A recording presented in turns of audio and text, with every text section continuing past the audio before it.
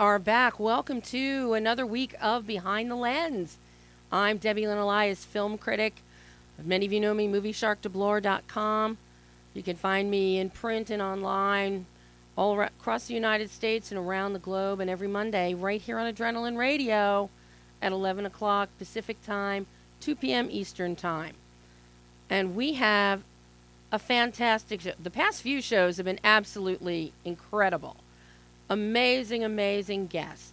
The cast and crew of Call of the Void, the cast of Always Worthy, and we're going to follow up Always Worthy today at 11:15 when director Marianna Palka joins us. She was tied up shooting when her cast was here the other week, so we're going to make it up to her today, and she's going to be here, and now she can talk about them behind their backs because they're not on the line. But this is it. The moment that all of us classic film fans have been waiting for this week is the 2016 TCM Classic Film Festival. Starts Thursday in Hollywood and runs through Sunday, May 1st, down at the Chinese Theater in the Mann's Complex. Also screenings at the Egyptian, presentation, a live interview with Faye Dunaway at the Montalban Theater. So go to the TCM website. There are still tickets available. There are standbys. There are will calls. It is one of the best festivals around, especially if you're a classic film fan. And we're in for a real treat today because I am so thrilled. At the half-hour mark, we're going to have joining us social producers. TCM started this last year at the film festival, having social producers who would interact with all of you out there online and those at the fest. To really make this an immersive and all-inclusive fan experience. And it was so well received last year. TCM Film Festival, they brought back social producers this year, and we've got 4 of them joining with us today. Kellee Pratt, Aurora Desmond, Kristen, Lopez, and Annmarie Gatti. I can't wait to hear. Each one has a different campaign for how to interact with all of the fans out at the festival. You can win prizes, you can win ribbons, you can win buttons. Buttons are a very hot commodity at TCM Film Fest, let me tell you. So the girls are going to join at the half hour, and they're going to tell us all about what they have going for all of you fest goers, and how those of you that couldn't make the fest can still participate and see and feel the excitement via social media. So I'm really looking forward to that. And of course, we're going to talk about the festival itself and some of the great things that we're going to have coming up. I know a lot of people have already voiced some sadness and disappointment that Robert Osborne will not be with us again this year for health considerations, and we all understand that and appreciate it because Robert is the face of TCM, and if it means missing the fest to keep seeing him on the air, I, for one, am very glad if that happens. But the festival is in good hands with lead host is going to be Ben Mankiewicz. Ileana Douglas will be there, and a lot of other TCM favorites, and a lot of special guests. So we'll talk more about that at the half hour. But before Marianna calls in, let me interrupt you real quick. Well, yes. I'm always trying to interject in the least interruptive way, and it's never doable because you don't take a pause. I can talk and not breathe. You're such a professional. And that's when I start coughing and choking. So that's exactly why that yes, happens. Brian, what can I do for you today? Well, I'd like to give a Star Wars update for everybody who's following the counter. Star Wars Episode 8 is now only a mere 598 days, 12 hours, and 55 minutes to go. But if that upsets you, we only have 234 days to go until Rogue One. Woohoo! And I'm excited for Rogue One. So that I am very excited because, of course, our behind the lens friend Alan Tudyk is in Rogue One. Yep. So very anxious to see what happens with that. So there is so much excitement in the film industry right now, be it for classic films, be it for what's coming up, and films that are out in theaters now. The caliber of films is, especially with the independent films, is getting increasingly better and better. And one of those great indie films that's out right now is called The Adderall Diaries. And it stars the one and only James Franco. So yes, all the General Hospital fans, if you're missing Franco, you can see him in the Adderall Diaries. It's a fascinating film that takes a look at personal perceptions and interpretations of memory. It's based on the memoir by Stephen Elliott, Memoir of Moods, Masochism and Murder. And Franco, of course, plays the writer Stephen Elliott. It co-stars Amber Heard, Ed Harris, and Christian Slater. It is extremely interesting to watch unfold as points of view shift, as memories are perceived and recalled and reinterpreted. So I had a chance to sit down for an exclusive interview with James Franco and writer-director Pamela Romanowski. And I had a chance, and this may surprise a lot of you, but the Adderall Diaries, Elliott's book, was the first property that Franco ever optioned. He has since optioned other projects. He's written his own, such as Palo Alto, and had that adapted into a film. Coppola did that one. But Adderall Diaries was the first property he optioned. So he talked a little bit about being a Renaissance man who teaches, who writes, who directs, who acts, who paints, and how all of this comes together. I love movies about the creative process and about artists, and those are some of my favorite movies. And so, well, you're such a Renaissance man with your creativity that it's not surprising. Right. Yeah, I mean, I have a lot of interests, and when I can bring those interests together, sometimes I find that there's a lot of sparks and energy is created. So one of the ways I bring things together is I do a lot of adaptations. So I'm turning a novel or short story or a poem into a film, and I like the sparks that are created when something in one form is turned into another, and the changes that need to be made to sort of remain faithful and loyal to the original. In some ways, it's impossible to stay completely faithful because they're two very different forms. But I really enjoy that process. And then if you can have a film that's an adaptation of a book with a writer at the center, then there's a whole other level of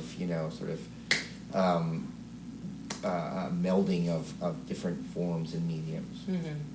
How did you, when you first optioned the book, because I know you optioned it before you went into into any kind of production or adaptation, what was it about the book that spoke to you, since it did require such alteration to become cinematic? Right. The book doesn't scream adaptation, and as much as people love the book, and I think remember Judd Apatow saying he loved the book, and I think maybe one of the reasons it hadn't been optioned was that it just doesn't scream movie. But there were a lot of things in there that I thought were very rich. Rich character, the way that he deals with his past, the idea, the fact that he was a writer dealing with the trauma of his past through his work was, fascinating to me. So I had a sense, it was really the first book I ever optioned. So maybe I didn't quite know what I was doing at the time, I don't know, but I had a sense that there was something there to be mined. I didn't know how, but it was certainly there.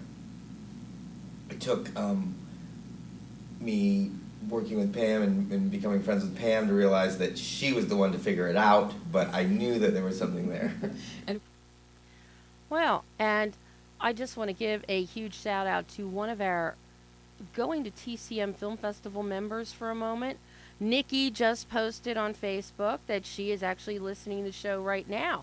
So thank you, Nikki. I hope you're enjoying it so far and enjoying James Franco. But still going along with the Adderall Diaries, obviously once you hear from James, it's because he is so particular about properties and about performance and direction and writing. it takes a lot for him to put trust and confidence into somebody else. And the person he did with this project is Pamela Romanowski. Interestingly, Pamela was one of the grad students that also worked on Franco's movie Color of Time, that if you haven't seen it, it is absolutely stunning, and I highly recommend it to everybody. It's a very creative film, 13 different directors. We follow the life of a poet. Once again, Franco stars as a writer. But each director, there's a distinct visual palette of what they bring to the table, and it all melds so beautifully. And Pamela was one of the directors involved in that. So she was tapped to adapt the Adderall Diaries. So I had a chance to talk to her about adapting this very challenging book and then creating the visual grammar to go with that. Well, that was one of the real tricks of it, I think, because if you know the book, it's not structured in the same way. And the book, although has, very interesting ideas and, an interesting character at its center, it's not written in a cinematic way. Right. And Pam really had to do a lot of work, 2 years of work, to figure out how it could live as a movie. Mm-hmm. Well, the themes that you actually bring out here that really become very clear to us with memories and how emotion alters memories and vice versa, and fact versus fiction, and everybody remembering things with a different POV. Mm-hmm. And it's really beautifully executed, and so much of that in your performance, and then with your editing, with your montages, with the flashbacks. When you were writing the adaptation, were you developing your visual palette at that point? And structure? Yeah, since I'm a writer and a director, I'm really writing for myself and I'm writing for my collaborators. So, I want the screenplay, when you're reading it, to feel how the film is going to feel. And I think, one of the reasons I was really interested in this material cinematically, there are a lot of themes I was interested in, as a storyteller, the idea that two people can have very different versions of their shared history, I think is really fascinating. And, you can get at these themes in a literal way, to make it cinematic. So, to get at the idea of, inevitably in telling our story, we cast ourselves as someone specific. You have a guy who literally does that. He's a writer whose narratives are based on his own life. To talk about the idea that we often cast ourselves as victims, there's the very literal version of that where in his sex life he casts himself as a victim and acts out these, sort of fantasy situations.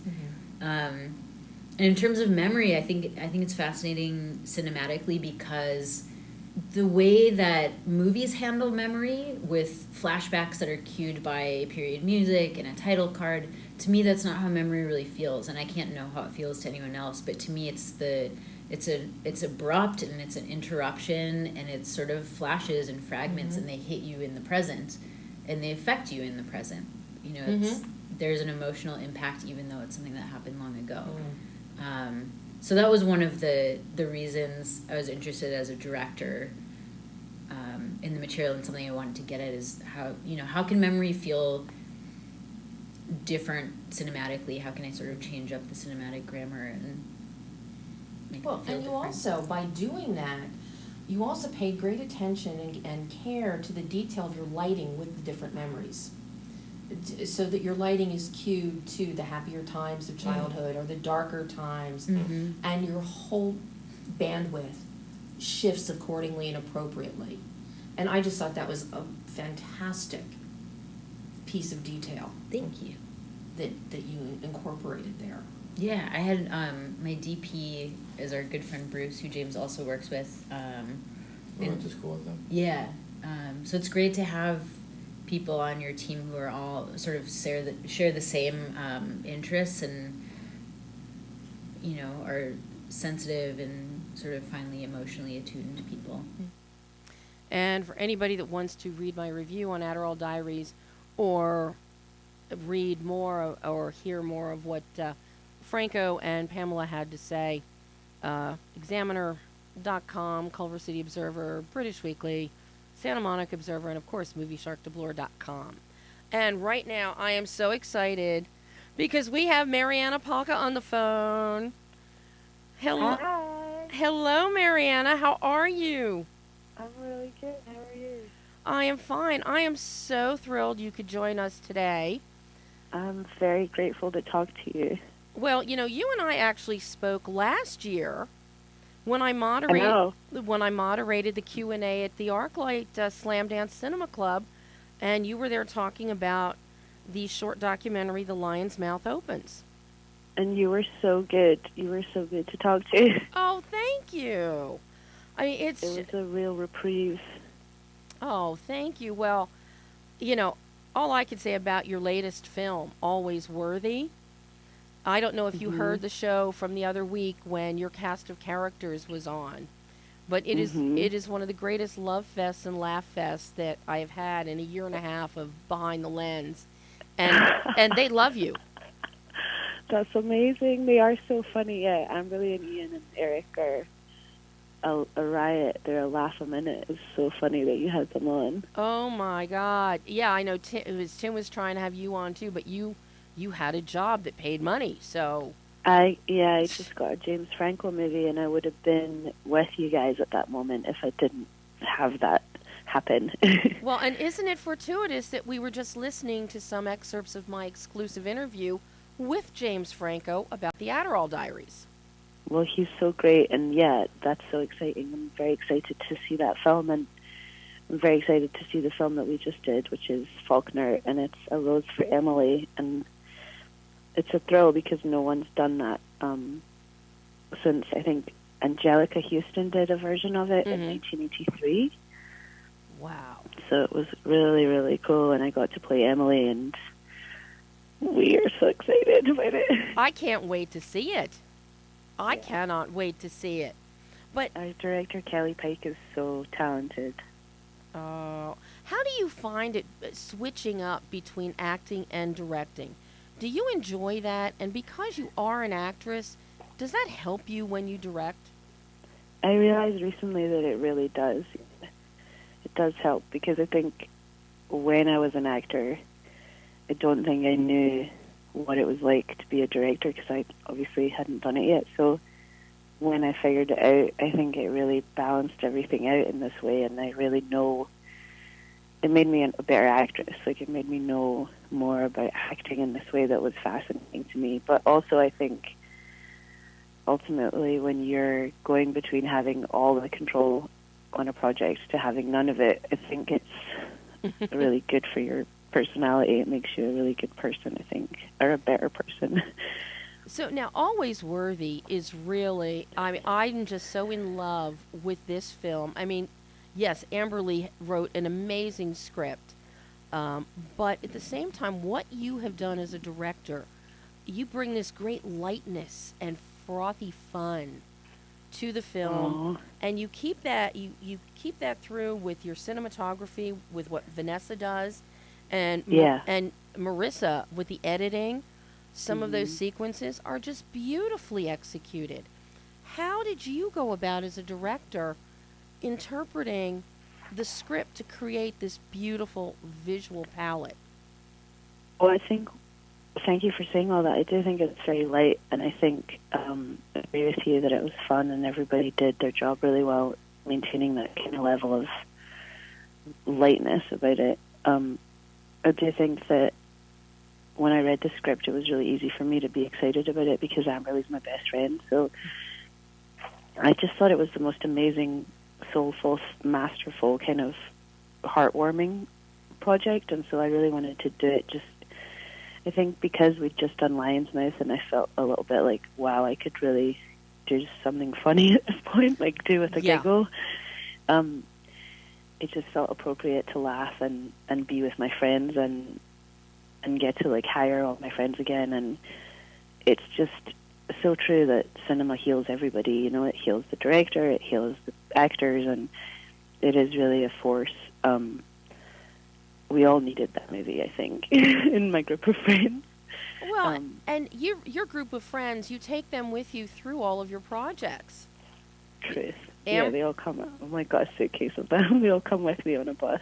I mean, it's and I think that's fabulous. Anytime directors can do that, because so many directors, they may take the same people with them, the same performers, the same crew, but their material becomes stagnant. You do not stagnate. You can look at your project, Good Dick, from years ago with Amber Lee, small part, but and then look at this now, and then even, with you in The Lion's Mouth, which, Jason has a part in. All of your friends are there supporting you in this, in a tough time.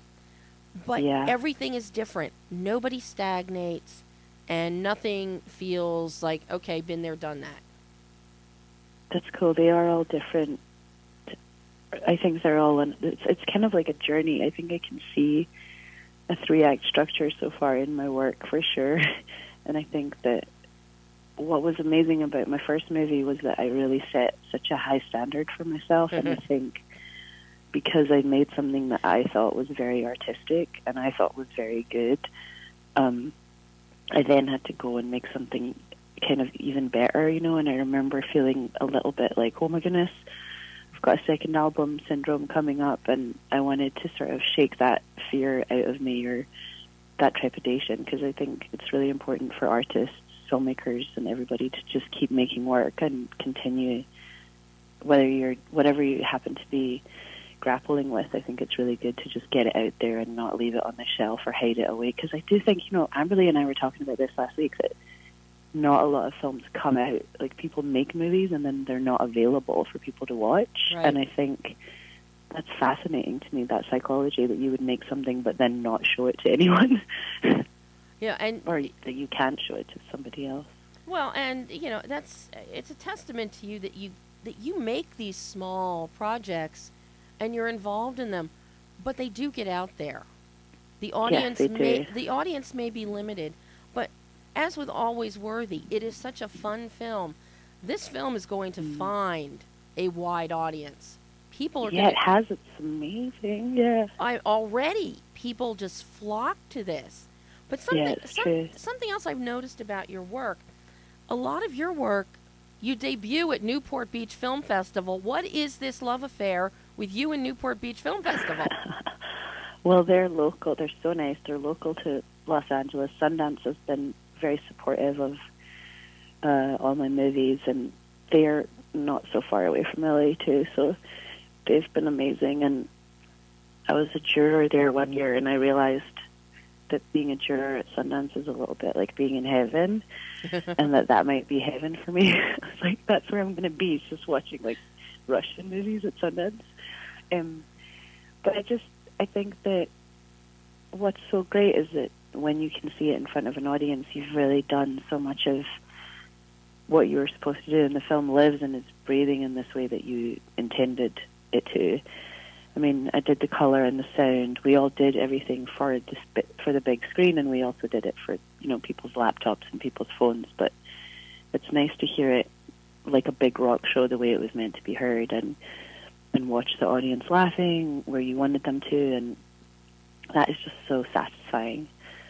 Well, and that's something beautiful about Always Worthy. And while it is a very intimate film, a small ensemble, and you can watch it and still be totally immersed in it on your laptop, not your phone. Come on, people, don't watch films on your phone. But it really, anywhere you want. On the big screen, though, it really, the lightness, the brightness, your use of color, the light, frothy colors, it really immerses you, and it makes you happy to watch the film. Yeah, it does. I mean, how many films actually make you happy to watch them? I really take responsibility for that. I think that all of my movies do that. From a moral is not a word, an ethical point of view.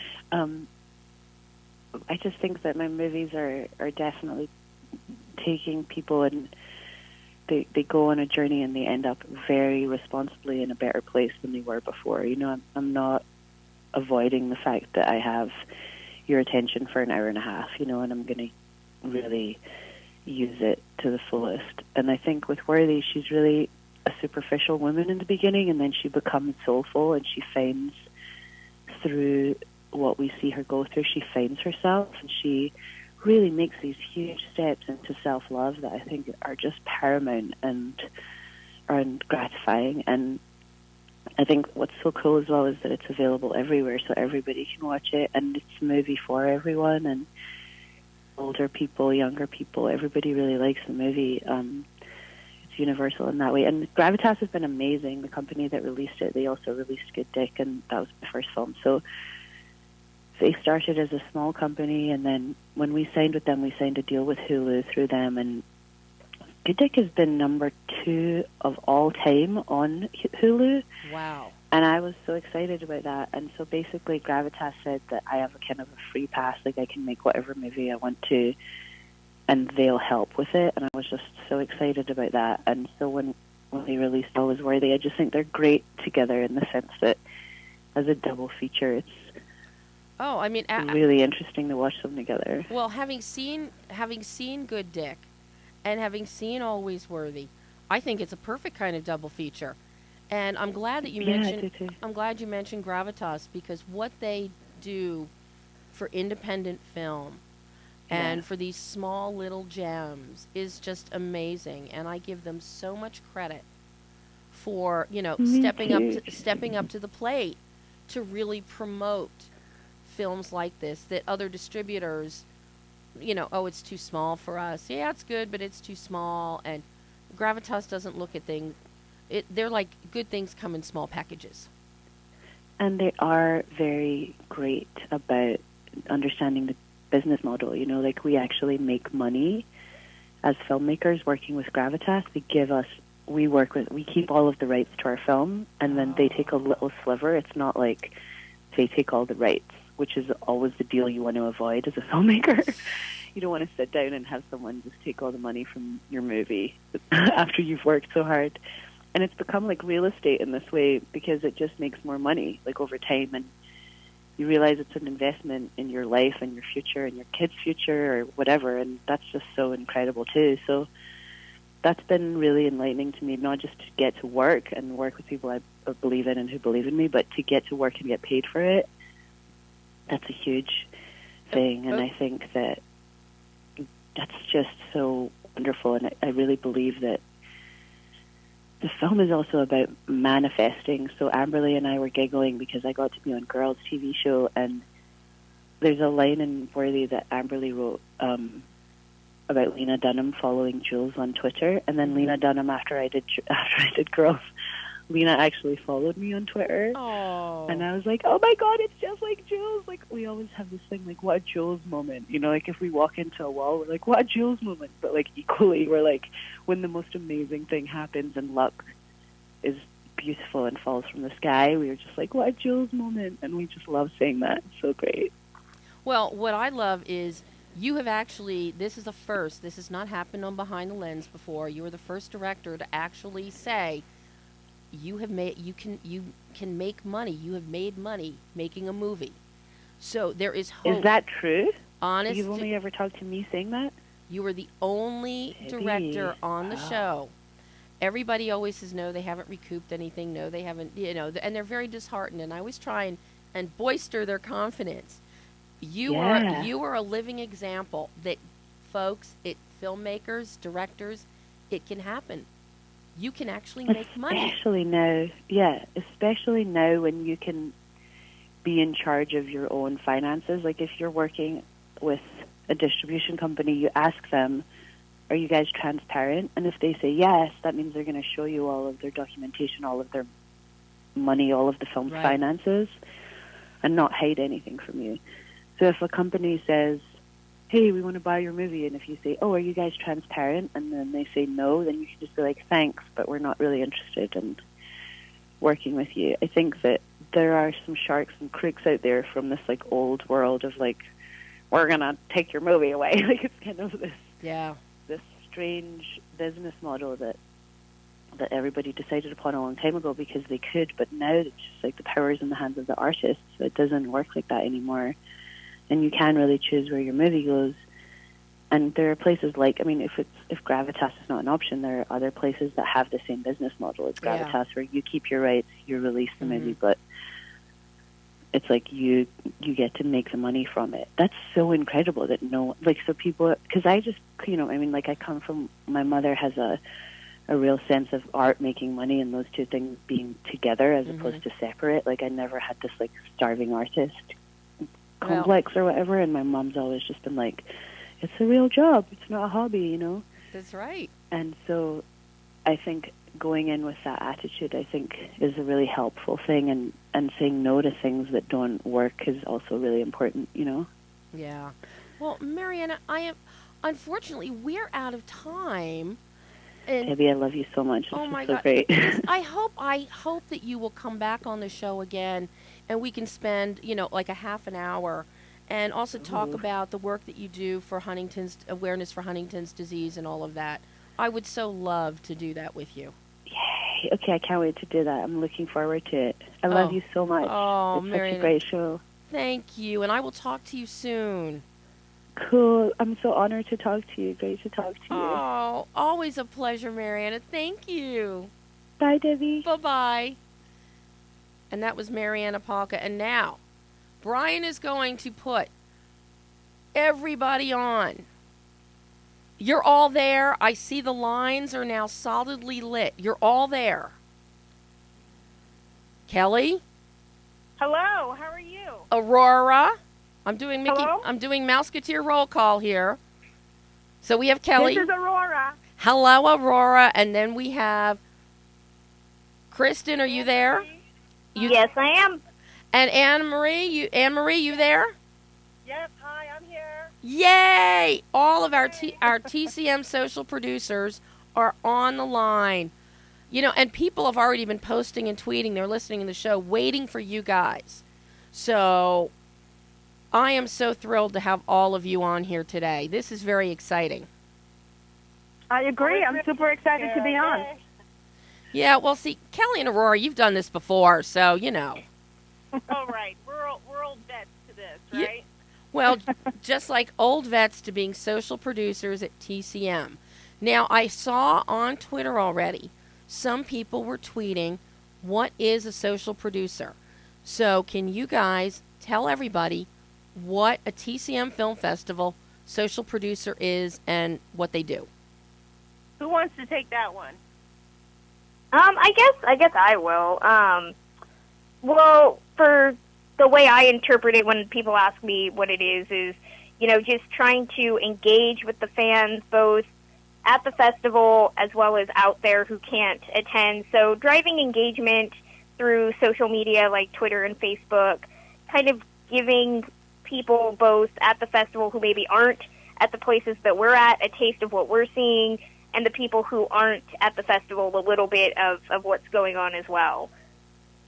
That's a good way to put it, and definitely through social media.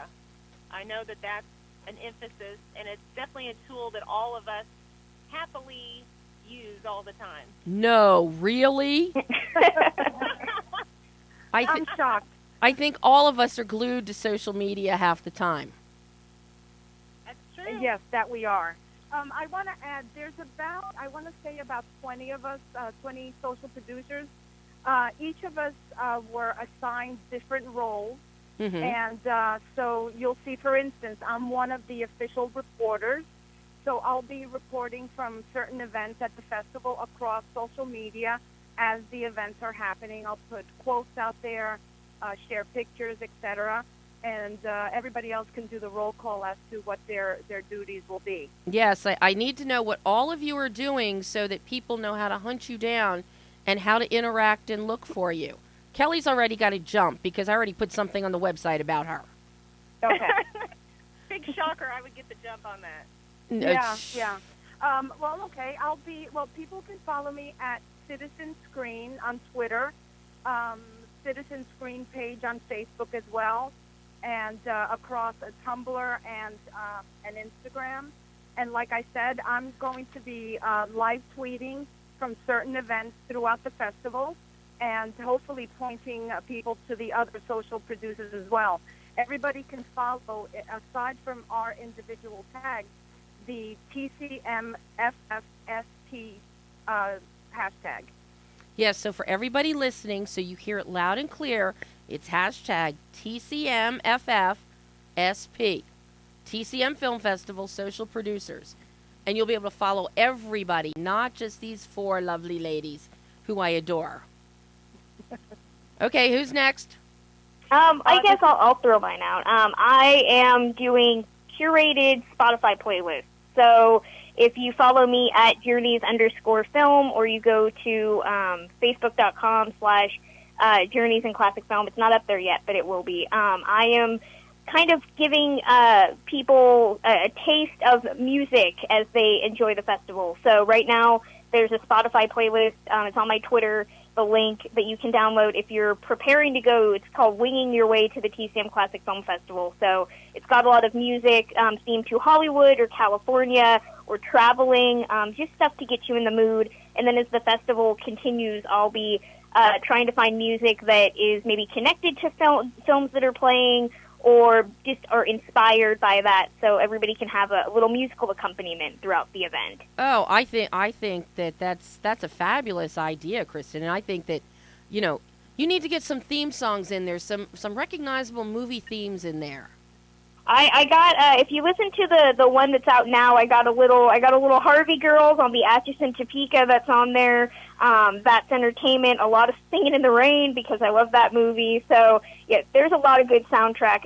Spotify needs to get more soundtrack music, in my opinion, on there, but it's a good start. Well, I think everybody needs to have more soundtrack music. I mean, you guys know that my master's thesis was on the Hollywood movie musical, so I am a diehard fan of the movie musical, and we can't have enough soundtracks for that out there. Agree. Agreed. So next one up. Come on, what are you doing? What are you doing? Okay, this is Annmarie from Classic Movie Hub. So I'm doing a couple of things today. I'm announcing on the Classic Movie Hub blog. I'm announcing all of the social producers and what they'll be doing and how you can find them in their various social media platforms.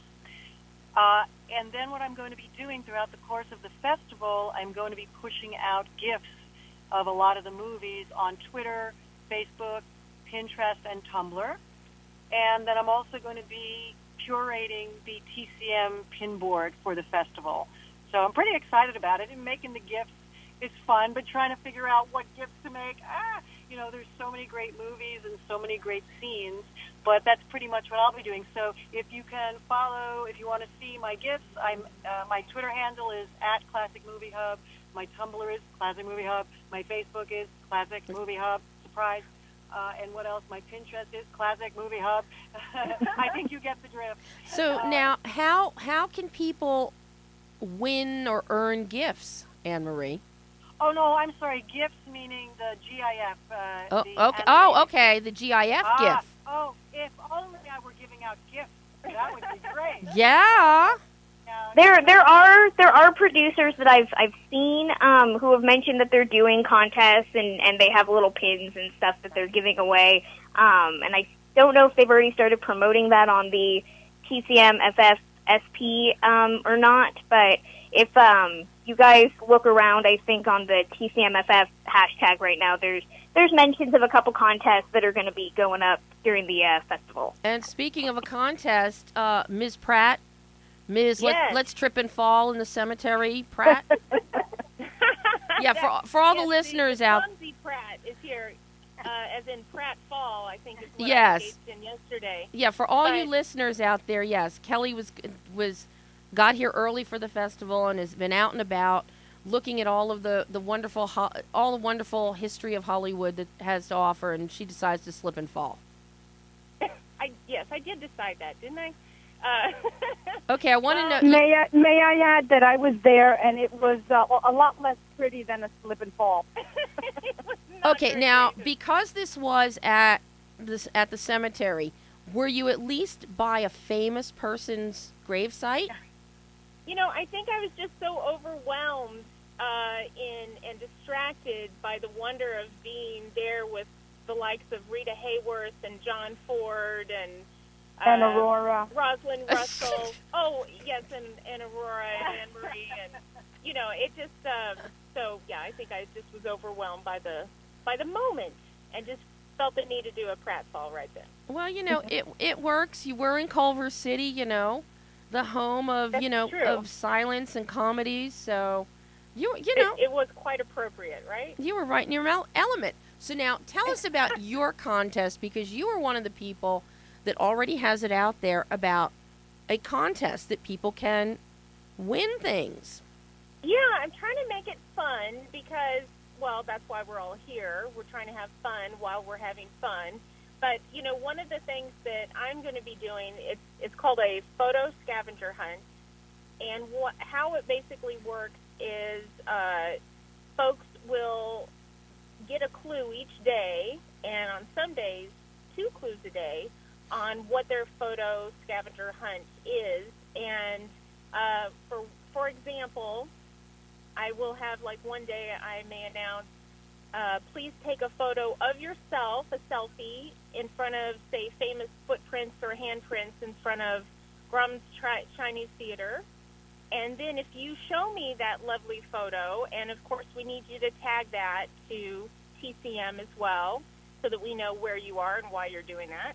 And TCMFF would be lovely as well. And then you show that to me, and I will give you a special ribbon. And they're very pretty ribbons in the picture. Yeah. And then, so we're going to have several of these ribbons and several of these clues, and you need to come find me because I'm hard to find. I'm such a wallflower that, no, I'm just kidding, obviously. You just melt into the pavement, Kel. Look for the smile. The big smile, lady, freckles and all. And on the last day, the fun thing is on the last day, you will get, like, the golden ticket, which is the special champion ribbon.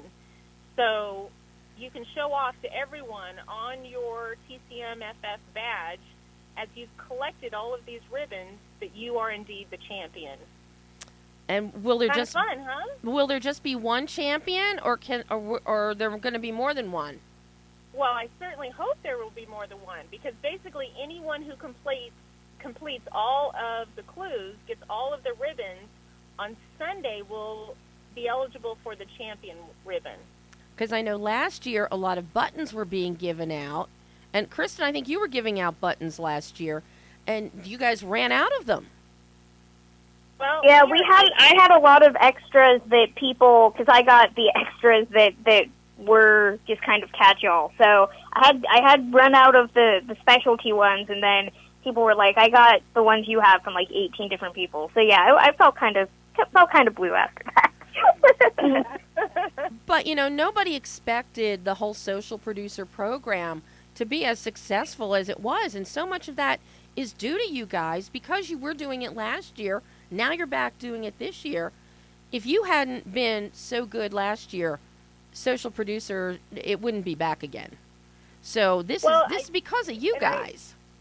Well, we appreciate that, Debbie, but the fun thing is about last year, it was the first year doing this, and as a result, we trended on Twitter.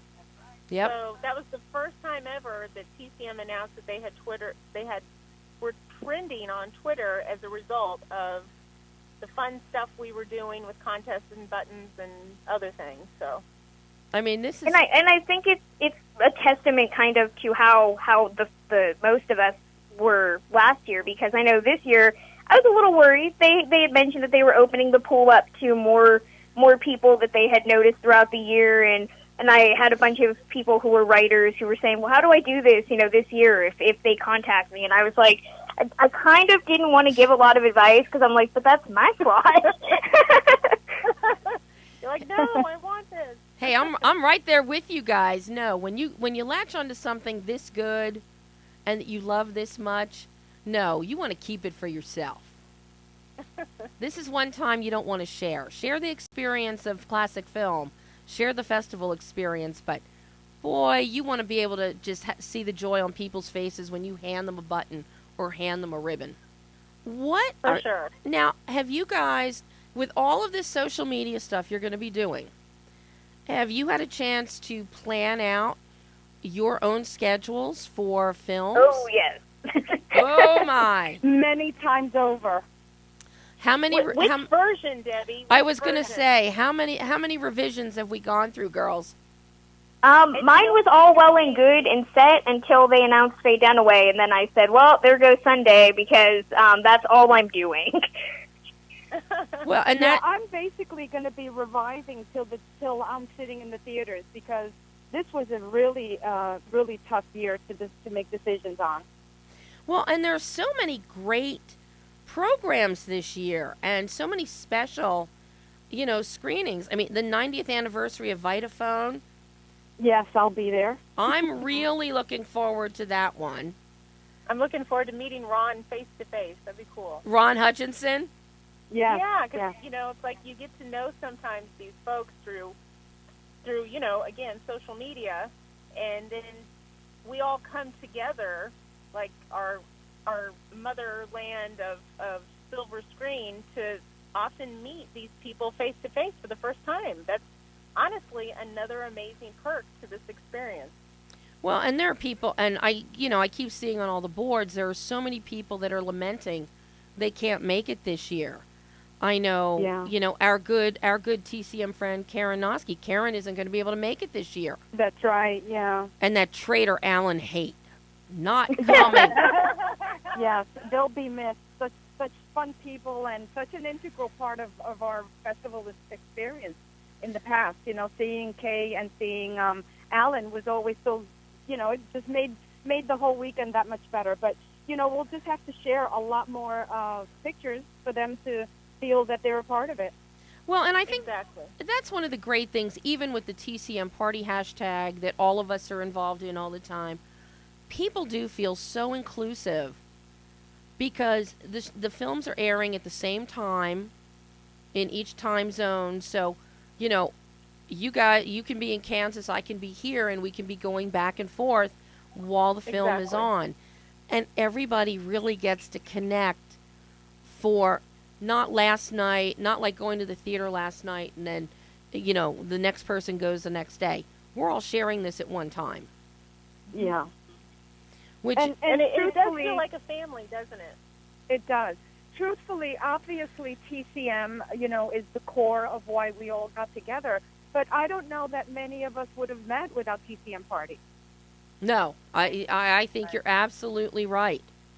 Even through just having the film festival, but it's all of these offshoots that TC that have started, and that are out there for classic film lovers through TCM. I know a real hot ticket item at the festival now. So many people, they know Ileana Douglas beyond TCM, but they want to come and get their book signed. True. That's where I'll be. Yeah, absolutely. Yeah, I agree. Well, all I know is I already have the book. I'm going to bring it, and she better sign it. That's what I said. The book is small enough. The book is small enough that I can fit that in my suitcase. Well, mine fits in my purse, so Perfect. Now how do you guys feel about? There's been a lot of discussion about the choice of films this year. Some people are saying yay and nay. Some are saying yay.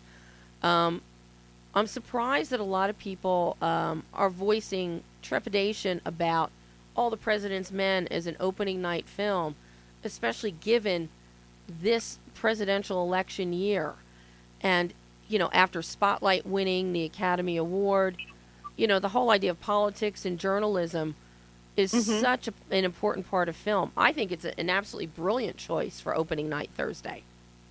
True. Well, I think we saw this too last year with a lot of people saying the same thing, that there were too many movies. I think people's hesitation just became more heightened when TCM, and I mean, it's understandable from a business standpoint. They want to announce the big films with the big stars. So I think it was people starting to realize that all the announcements were more modern, or at least non-classic era for them, that they started to get hesitant. And I was just kind of, as somebody who's, reporting on the entertainment world, regularly, from a business standpoint, it makes sense why they would do that. But it's something people complain about every year.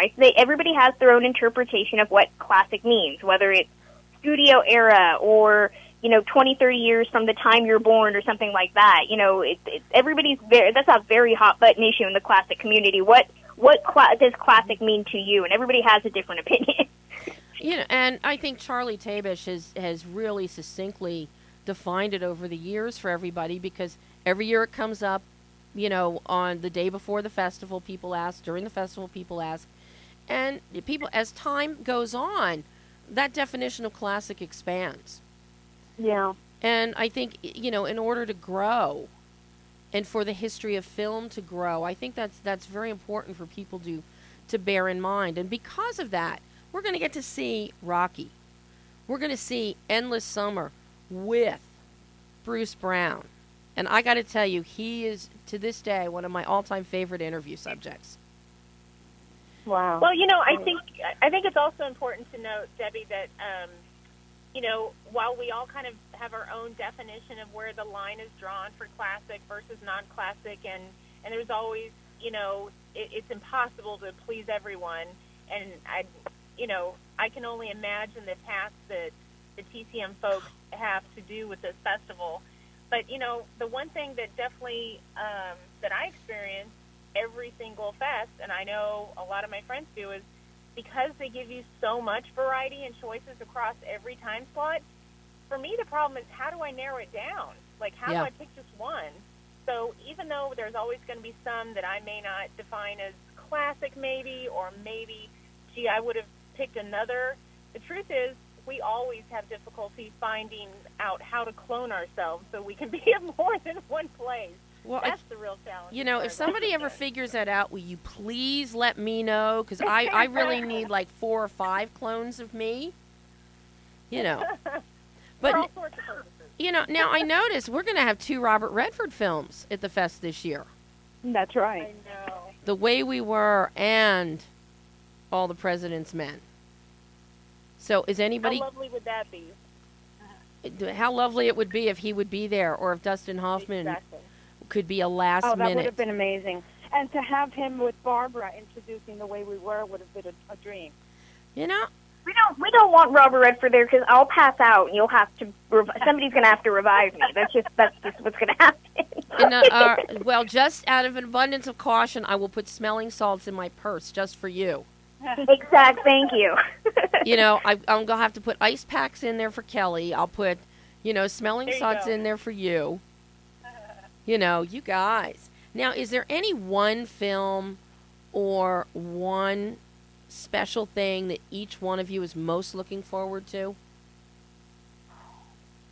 For me, I can start. The Manchurian Candidate with Angela Lansbury introducing it is special. That's Absolutely. the one thing. That's my absolutely have to go to events. Although the entire schedule was difficult to decide, but that's my Did you get a chance? Yeah. Were you there a couple years ago when Angela was there for Gaslight? I didn't see that. What year was that? What was it? 3 years ago? Because I think about 5 years ago. Because they got me an interview with her, and it was one of the greatest interviews ever. Ever. Wow. I wasn't there that year. I'm so jealous. Yeah, that sounds amazing. She was amazing. So I'm so thrilled that she's coming back this year. And what about for the rest of you? Well, this is Annmarie. I have to say, for me, the non-negotiable is Manchurian Candidate as well. Because I've never seen Angela Lansbury live, and I would love to hear an interview with her. But also, what a great film! So that, for me, is probably one of the top. Although, it changes daily, and Aurora and I have been through this. We did a short clip on trying to decide what we were going to see, and every minute it changed. But I would say that that's my non-negotiable. Okay, what about for you, Kristen? Oh, for me, it's tough. I probably would say Faye Dunaway. Even though I know we're probably not going to have a big, long talk about Mommy Dearest, I still need to go because I think she's so phenomenal. It's either that or the film score panel they're doing with Michael Giacchino, because I am a huge fan of his composing. It's a toss-up between those two. And he's the nicest guy in the world. Really? I'm so glad to hear that. Oh, my God. I love him so much. I did a sit down with Michael for Cars 2. Okay. And we joked forever about the fact that he actually composed music for Mater being in a toilet stall in Tokyo.